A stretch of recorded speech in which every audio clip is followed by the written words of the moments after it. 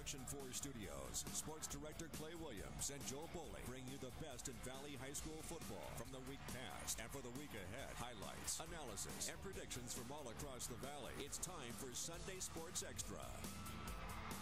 It certainly is time for Sunday Sports Extra, the very first one of the Valley High School football season. Welcome in. I am Clay Williams, Action 4 Sports Director. With me, as always, Action 4 Sports Reporter Joe Bowling, and our special guest this week from the Monitor, Greg Luca. Greg, thanks so much for joining us. Thanks for having me. You bet. We're going to talk about a lot of things today. Let's get to our first 2 weeks. But first, let's start with last night's big game, and that would be Roma taking on Laredo Figueroa. That one in Laredo. Roma started off the year 1-0 with a big win at La Jolla. Would they be able to go to 2-0 in Laredo last night? Let's take you to Shirley Field for this one, where the Gladiators looking pretty good early on. And looking great is Peter Rodriguez, running back, just taking off right where Orly Solis left off. 3 touchdowns for him. There's his first one of the night as Roma takes a 7-6 lead. After that, it was all quarterback R.J. Garza just directing this offense, and Roma ends up winning a big game in this one. And now, Roma is now 2-0, guys, and this is significant because, of course, Roma has never been to the playoffs in their entire history since 1990. Joe, next week, Roma going up against Uvalde at home, their home opener. This is a Uvalde team that is that's 2-0 as well, with 2 big wins over a couple of San Antonio teams. Joe, what kind of statement can Roma make this next week? I would say it was not the game we would have circled preseason as week's 3 game to watch, but it certainly now is. What I like about Roma is the fact that they had that premier tailback, and they got the linemen now believing that, hey, if we do the right assignments, if we execute, whoever's behind us is going to get some yards, and that's what's happening. So you got a line that believes, a scheme that works, and a coach that says, just do what you're supposed to do, and good things happen. So yeah, things are good happening in Roma and Stark County. Let's talk about the teams that are 2-0, because after 2 weeks, believe it or not, we've only got 10 Valley teams left that are 2-0. That's a lot of elimination. 4 of them are in the same district: Roma, Sharyland, Pioneer, and Vela.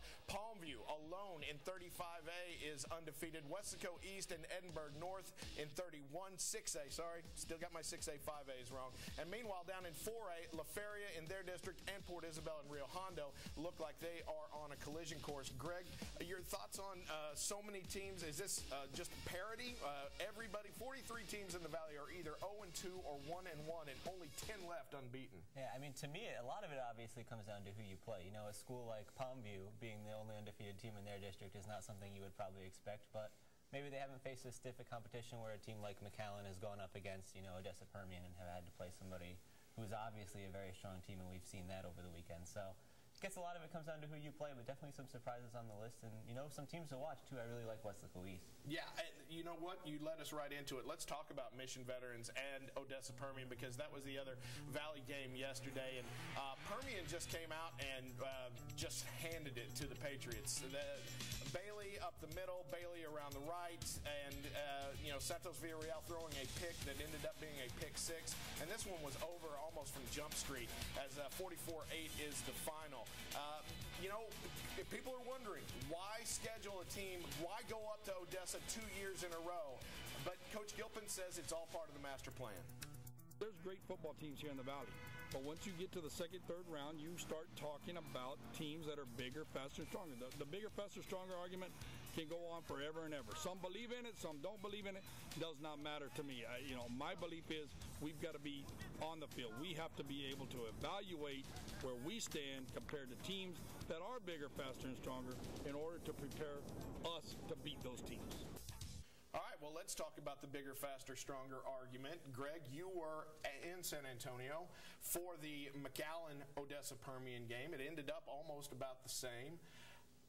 What are the pros and cons? San Antonio Reagan, shutting out Harlingen. They lose their quarterback in the first quarter. What are the pros and cons of Valley teams going up and getting beat so badly against these teams, but do they need them as measuring sticks? I think it can really only help them in the long run. I mean, it's not hurting you in terms of the playoff race, right? Because it's not going to factor into your district standings.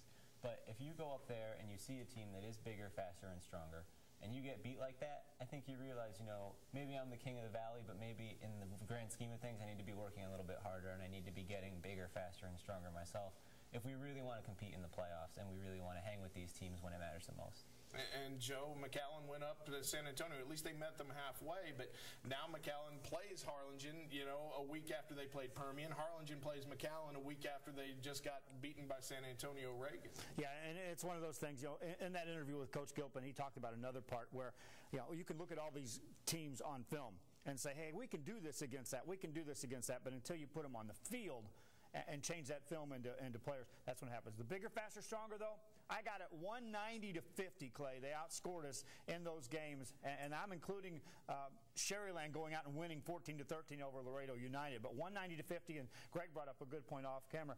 Halftime scores, it's a lot worse than that. But I'll take my chances postseason with a team that's played against somebody like this time of the year versus someone that hasn't, that's looking at only film. These guys know what the speed, what the athleticism is. I'll take my chances with teams that go up there and take these big hits early on. Well, two of the teams that have taken big hits are playing each other this week. It is McAllen traveling to Bogus Stadium to take on the Harlingen Cardinals. Harlingen, like we said, will they have Bowie Davis in at quarterback, or will they go with their second-string quarterback who had to play most of the game against San Antonio Reagan? We don't know that as of yet. We do know that McAllen rebounded quite well against Edinburg this past week and looked really good doing it. So let's go ahead and make our picks for this, which is probably the biggest game of week 3. Greg, who have you got between McAllen and Harlingen? I got to go with McAllen just because of the uncertainty with Harlingen's quarterback situation there. All right, there's one. I'm going with Harlingen, folks. They're a sophomore team that's going to grow up each and every week, and I think they'll be better at home. Well, I'm going with Greg on this one. The quarterback uncertainty, I think Harlingen will be good, and I think they will win their district. I don't know if they're fully formed yet, so I'm going to go with McAllen on this one as well. The other big story this week in the Rio Grande Valley and elsewhere, to tell the truth, is about Harlingen South former running back Jaden Taylor, who left Harlingen South, tried to transfer to Harlingen, was denied by both the DEC and the UIL, then transferred to Clarksville Northwest in Tennessee, played a game there, now has come back to the Valley, enrolled at Lyford earlier last week, and now his status is up in the air as to whether he will be able to play for the Bulldogs. There will be a DEC meeting in District 16 3A Division 1 in Falfurrias. Falfurrias is the district chair. That meeting will be Wednesday, at which point we will learn at least the coming up fate for Jaden Taylor. Joe, what's going on here? Because we've heard that Harlingen South was the team that called Falfurrias and said, hey, you better look into this kid. Everybody else in the district seems to not have a problem with it. Does Jaden Taylor deserve to play, whether it's at Lyford or whether it's somewhere else? Well, I'm of the mindset I like to see athletes get a chance to play. I mean, it's a one-shot deal. You got 4 years in high school and you're out. I like to see him get a chance to play. And when other factors come into play on, does the kid have a decision in this on where he's moving and where he's going to go? I don't know, but I'd like to see the kid play. I was told that it was a done deal and a last-second phone call that pulled him off. He was all excited, pumped up. I was getting tweets that he was ready to suit up and ready to go. And to take that away from a kid's senior year, I can't see that as a positive. But at the same time, I can't see building a team with, hey, whoever you want to bring them in. So I don't know. It's a tough road. Greg, your thoughts on just players being able to play? I mean, as far as we know, there's no disciplinary actions anywhere that says that this kid can't play. It's just a matter of, did you transfer for athletic reasons? But he played an out-of-state game. Should he be considered an out-of-state transfer? Right. I mean, you don't want kids transferring for athletic reasons for obvious reasons there, but I think at the end of the day, a kid as talented as he is, maybe he has a shot to get a college scholarship or be able to play at some level and get an education and, just make positive steps in life as a result of his ability to play football. And I think, taking that away from him is a little harsh, even if he did end up transferring and he's bounced around a little bit and had to go through all that stuff. I think you got to just let him get on the field at the end of the day. Let him get on the field at the end of the day. That's a perfect way to end it. We are coming right back on Sunday Sports Extra. We're going to talk about some of the surprising 2-0 teams, including those Palmview Lobos getting back to basics and making it pay off. Also, we're going to talk about Trevor Spates at McAllen Memorial. His passing offense is opening up new lanes for this running back. We'll talk about it next in sports.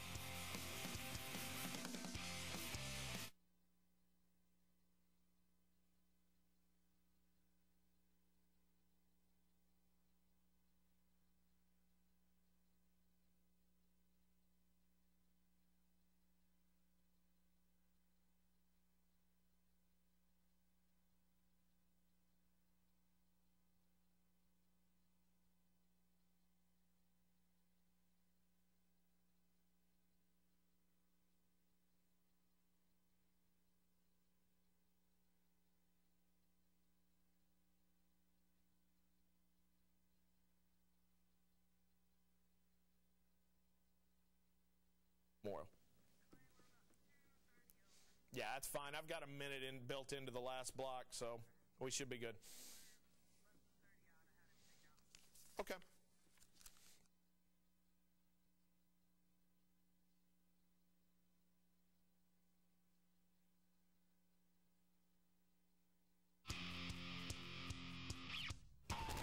Is the biggest rivalry week also the best game of the week? Well, it just happened. How about Weslaco? Donna, Panthers with a late touchdown from Eric Gonzalez to take a lead, and then it was Donna missing the field goal at the buzzer, and Weslaco comes away with a home win. They hadn't won at home against Donna in a long time.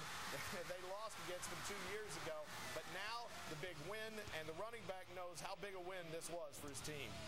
This week we came out and we knew it was going to be a tough game. I mean, it doesn't matter what year we played Donna, they're always going to come to play against Weslaco, and we know that.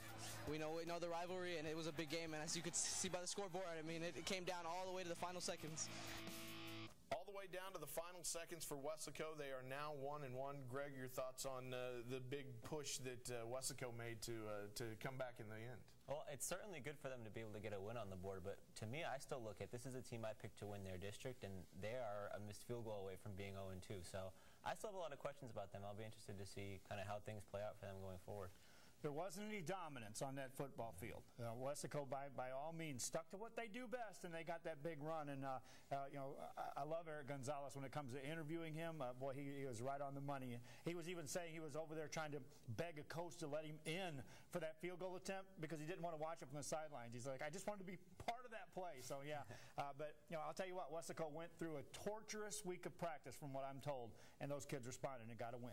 They always run the slot T. Coach Tony V believes in it more than he believes in anything else, but they get it to go. But Weslaco East, meanwhile, across town, is completely opening up their offense. Mike Bergen's team is now 2-0, and passing the ball, and quarterbacks are running the ball. Yeah, they've got the backs that are doing it. Of course, Lupe Marone is turning out to be a huge, huge part of this team.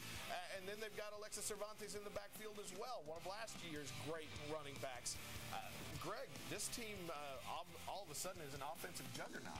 Yeah, and they've done it without passing for a single yard in either one of these games. True. So very, very impressive, especially Lupe Marone, who, coming from Levia, how is he going to transfer to the 6A level? And no problems at all so far. He is big, he is fast, and he's got a stiff arm, too. I was very impressed with him on Thursday. Weslaco East looking pretty good, Joe. Offense. So that's all we're talking about on Weslaco East. Yes, I saw him against Rivera. He scored a bunch of points, racked up a bunch of stuff, and Lupe Marone ran crazy again. Give me some defense, Weslaco East. Give me some defense so I can talk about you in postseason later on. There you go. Meanwhile, another 2-0 team. Let's go out to 36A and those surprising Palmview Lobos with a big win against a previously undefeated PSJ Southwest team. They get the big fumble here on the recovery, and then it's Jose Bernal taking it in for the touchdown here. Palmview going back to basics, doing it with a little misdirection, doing it with a running game. Did anybody expect the Lobos to be 2-0, Greg, at this point in the season? Expect? No, but when you look at who they played, maybe it's not too big of a shock. And the way they've been able to run the ball between Jose Bernal, like you said, and Freddie Villarreal has been really impressive so far. Do they have a chance in this district? Right now, given some of the struggles of some of the other teams, namely Mission, maybe they could sneak in there as the fourth team. Michael Requena is getting it done at Palmview. And they had to get these wins to get that momentum going because the teams over in that district will run over the Palmviews if they don't have all that momentum and they got that confidence going. You're right, Mission appears to be down, but if you go in there 0-2 and start looking at your district games, different scenario. They're winning. They got a winning attitude. And a winning attitude at Palmview, from what I've experienced, they got a shot. Yeah, and now one of those teams that might run over you on the way to the 35A 6A district title might be, McAllen Memorial and what they're able to do. 69 points against Edinburg Economides, and look at Alvaro Rocha with the big touchdown pass here. Fabian Pedraza is back after breaking his collarbone last year. This is an offensive team that doesn't just rely on Trevor Spades, Greg. Right, not at all. I mean, they they didn't show a whole lot of passing against Sharyland, but it was certainly a part of the offense here. And they showed that they have a couple other backs that they can go to if Trevor Spates needs a little rest, you know, getting 30-something carries. Not this game, but when it gets to the heat of the district season, you sure he will be. Does Trevor Spates need rest, Joe? Right now he's on pace for about 2,700 yards and 35 touchdowns. This is crazy, but I think he is resting. I think they are spreading the ball around. I don't think they are going to him as much as what they could if they had to, because Coach talked to us in the preseason. I might line him up in punt returns, kick returns. I might pass to him. I might snap to him. And so I think he, dare say, maybe he's getting a rest, and beware if he is. Arrested Trevor Spates is dangerous. We're coming right back on Sunday Sports Extra. Once again, the Cardiac Cats of Edinburg North get it done, and get it done on the foot of Diego Sanchez. We'll hear from him. Plus, Sharyland getting it done on the road. We told you they beat Laredo United. See how they did it next.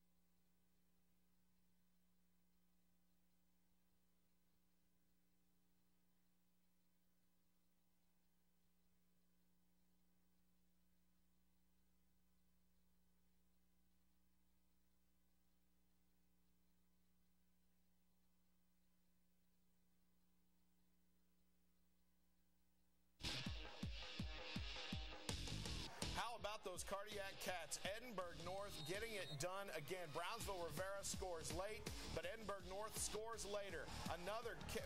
They went to overtime. That's when Denny Elizondo tried to run this one in for the score, but he gets upended. And then it's Diego Sanchez. This one from 44 yards out. He beat Los Fresnos at the end of the fourth quarter. He beats Rivera at the end of overtime, and it's just an incredible story as Edinburg North is 2-0. Yeah, it's better. It's our home. Nobody comes and win over here. It's our home. Well, I'll tell you what, they're in a team in the state of Texas that shows up to lose, and they proved that tonight. How about Edinburg North? How about Edinburg Vela? Did we think that there would be two Edinburg teams that are already 2-0 right now? Joe, who's more impressive to you out of Edinburg, Vela or North? Yeah, that's a good question, because Vela, their offense, we knew it was going to be good, and it is as billed. It's good. Edinburg North, though, how about these kids? No one picked them to win, and they go on the road. Who cares how you won? You won the game. Who cares how you won at home? You won the game. These kids are figuring out how to win, and they're only going to get better. And Vela's doing the same thing.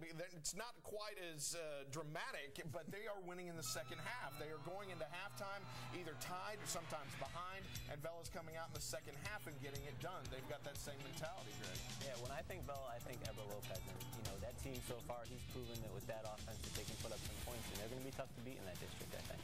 That district, of course, is also the home for the Sharyland Rattlers, and the Sharyland Rattlers went on the road on Friday to take on their old rival, Laredo United. These two have quite a history, and the Rattlers keep going. How about Laredo Guerra? Here's the first of his 2 touchdowns in this game.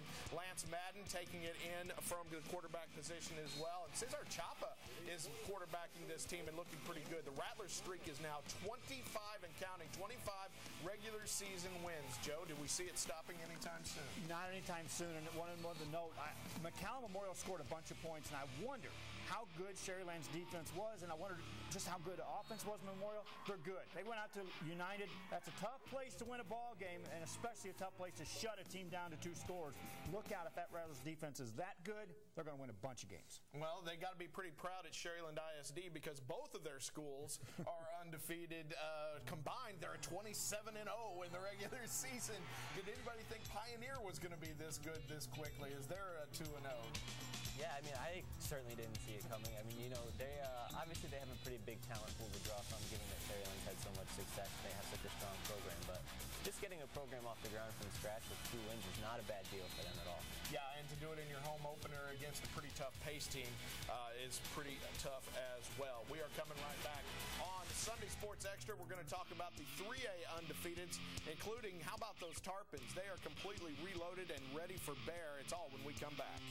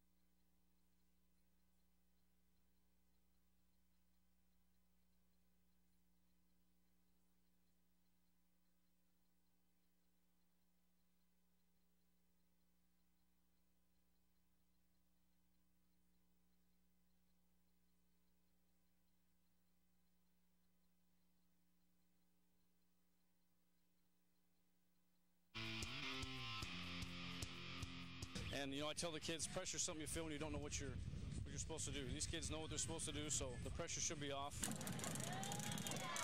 The pressure was on Porter, though, folks. They had lost 24 games in a row. That is until Friday night when Frank Alvarado led that West Coast offense with perfection, and Porter comes up with a huge win, breaking that losing streak. The pick 6 here gets it done. The Cowboys get a win. Now, there are some changes this week in the Brownsville schedule, as there was supposed to be a 9 a.m. game on Saturday. Lopez at Pace at Sam's. That's been moved to Friday night, and the Friday night Sam's Stadium game has been moved to Brownsville Veterans High School, where they will host the Edinburg Bobcats. Let's talk a little bit about 3A football, Joe, and what Port Isabel is doing. And they are now 2-0. They have beaten La Grulla in Rio Grande City, a team that everybody thought was great. They have beaten Rio Grande City in Port Isabel. So 2-0 against Starr County, but this team looks like it's reloaded. You know, the most grief I've got out of my top 10 segment that I've started doing is, why do you keep putting Port Isabel the highest? Because you live down there? No, it's because of our preseason segment we did on that silly billboard up there. Those kids look at that thing. They got grandpas, they got fathers, they got uncles that all played that say, get out there and win, and they figure out a way to win. And these kids, you talk about again, growing up, they're growing up quick, and they know the scheme. Losing 28 guys off your roster is just incredible. They've got 6 people back from their entire roster, not 6 starters, 6 people on their entire roster, and yet here they are again, Greg. It speaks to the strength of a program that you have, you know, the coaching and the talent base in general, and the amount of turnout that you have in your maybe JV and freshman programs, that you can build up from when you lose people like that and just, you know, reload and have the defense be just as strong as it was last year when it made a lot of headlines. But Port Isabel, not the only 2-0 4A team. I'm going to get it right before the season's over, I promise. Rio Hondo also 2-0. La Feria also 2-0. La Feria has looked good in both of their games. Rio Hondo has been extremely good. Their defense is great. And this week they are going to take on Sinton. Again, these two teams play just about every year. It's a great measuring stick for Rio Hondo. And Joe, I think this might be the year that Rio Hondo gets one over on Sinton. You know, when I got to see all the teams in preseason, Rio Hondo was the one I walked away from the practice facility saying they got a lot to put out there, and if they click, they're going to be good. And I still think that there is a collision course coming. Rio Hondo, Port Isabel, they don't like each other anyway. But circle this one, because now it looks like 2 good football teams are going to meet on that game. And maybe La Feria, La Grulla as well. That one might be pretty good on the other side of the valley. We are coming right back on Sunday Sports Extra. Going to finish it up with maybe the best freshman quarterback in the valley. He is so money. We'll talk about it next.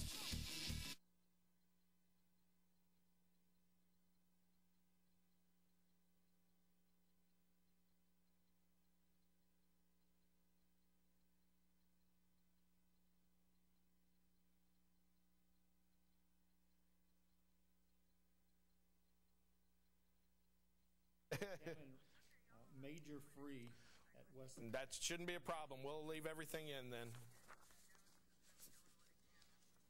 That's fine. Yeah, that's fine. All right, we'll keep Mercedes.